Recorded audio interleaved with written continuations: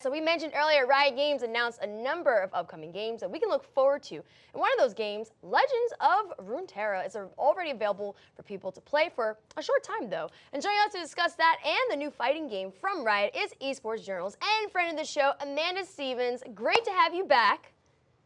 I feel like I'm always here now.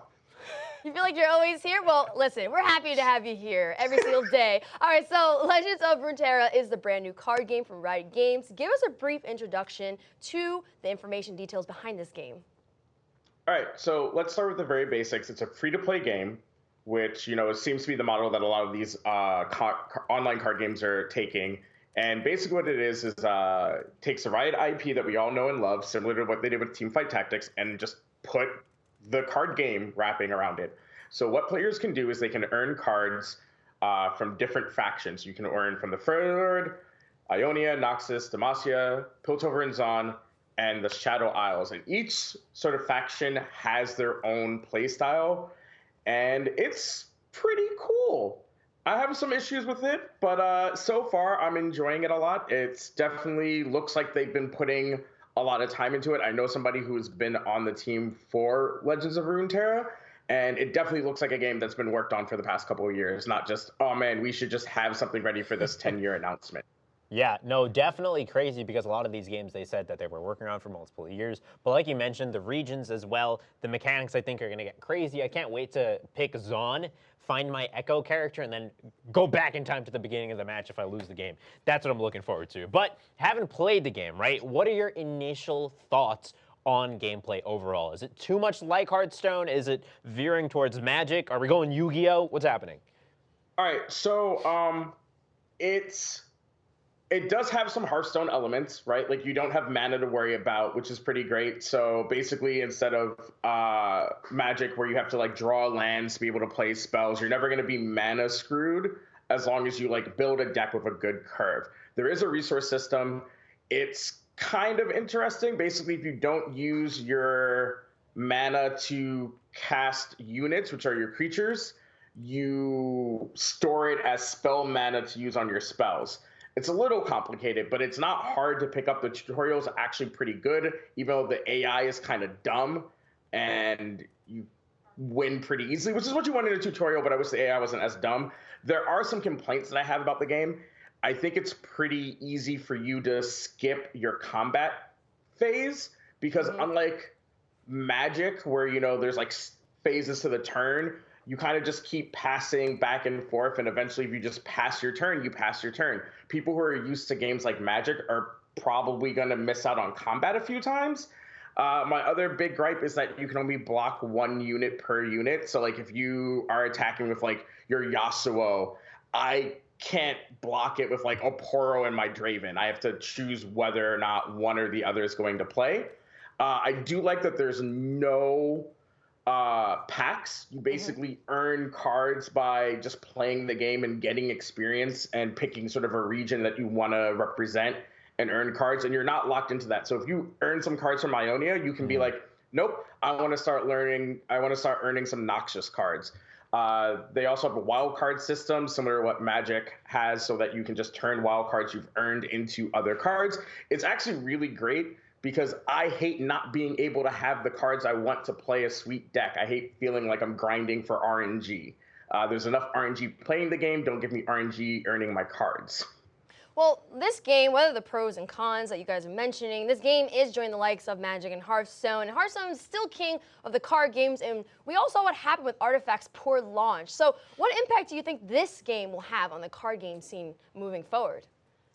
I think that one of the big differences between this and Artifact is I think that we like League of Legends as a property way more than we like Dota. Sorry, Dota fans, that's just how I feel. And so I think that this game will do very well. It's very intuitive. It's not hard to pick up. And I think that it looks great, which is, really important for a digital card game. And I think that I don't think it's going to like become this thing where like no one plays Magic Arena anymore. Nobody plays Hearthstone or plays Shadowverse, but I do think that it's a game that people are going to be very interested in playing. Okay, so let's switch on over to another game announced by Riot as well. It's, of course, the fighting game Project L. Tell us what you know about the game so far, other than Darius looks pretty kick butt in it. Okay, so everyone is hoping that this is going to be the spiritual successor of Rising Thunder, the game that everybody was super psyched to come out, and then Riot bought the developers for. So we're gonna hope that it's that. So far, it looks pretty cool, right? We've seen Darius, Jinx, Katarina, and I believe Ari, and they all look sweet. And I'm not gonna make too many predictions because I have a pretty good prediction track record on this show, and I don't want it to go boom. So I will say that it's probably going to be pretty fun. I'm hoping that we get at least 1 or 2 marksmen outside of Jinx, because Jinx right now, I want a lame character, right? And so I want someone that does stuff that Menat does in Street Fighter V, and so that Justin Wong can be amazing at this game. That's what I want. So, okay, we won't allow you to do any predictions because we want to have that good prediction streak going. But when it comes to this, Riot Games is probably the biggest developer that's entering the fighting game scene. So, what do you think? I guess the impact we can talk about, right? What kind of impact do you think that this game will have within the FGC scene? And do you feel like it's going to be a game that's going to be potentially embraced by the fighting game community overall? Okay, so I want to answer a quick question. Double XP says, wait, is the fighting game genre? So no, Legends of Runeterra is their card game. Project L is their untitled fighting game. That's what we're talking about now. They're 2 separate games. So when it comes to fighting games, I think it'll be very interesting to see how Riot handles this compared to the way other companies handle their FGC titles. My hope is that they're more of a Capcom route than a Nintendo route. You know, Nintendo's very hands-off with their esport for fighting games. Capcom is not. The Capcom Pro Tour is probably the best model for a Pro Tour. I hope that they do a tour and they don't try to do a league. I think that that's going to be a really hard sell for the FGC. People like to play multiple games, and we all know the issues that come about when you're part of a league. You don't get to play other titles. I could not, unless there's a lot of money involved, which there could be because it's Riot Games and it's Tencent, I can't see Sonic Fox quitting every other fighting game ever to play just Project L. So that's a huge concern that the FGC has, right? Of this like exclusivity that could come about from wanting to be a competitive Project L player. And I really hope that Riot cares about the way things are done in the FGC enough to prevent that from happening, because that's not the thing that we want, right? But it could bring a lot of money into the space, and it could especially pressure other companies into also putting money into the space, which is something that not a lot of people are really talking about. If Riot, is giving like a 500 grand pop bonus to Evo, right? Yeah. And Nintendo's not doing anything, or, Bamco's still, under supporting the Tekken World Tour, then they've got even less things to say, right? So we'll see. I honestly think that's the biggest thing. If they're able to keep an open format somehow, but just pump money into this game and get people to play it, but still keep it open, I think the ripple effect on other companies, that's going to be where all the conversation's happening. And hopefully that changes a lot of what's happening in the FGC in terms of players getting paid properly for the better of the future. Yeah. So that's exciting for sure.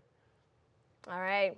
I guess we're going to continue on. Yeah. Amanda, thank you so much for joining us and giving us a rundown on all things Riot Games. Support Trans Lifeline. Yes, yes, support. And hopefully when this Project L comes out, we're definitely going to go straight to you to get the lowdown on how you feel. You know it.